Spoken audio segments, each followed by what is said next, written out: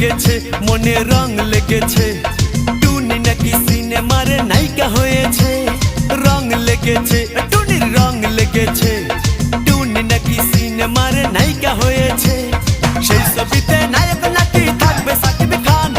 ছবিটার নাম নাকি তুমি আমার জান টুনির জ্বালায় এবার আমার যাবে রে প্রাণ রং লেগেছে মনে রং লেগেছে টুনি নাকি সিনেমার নায়িকা হয়েছে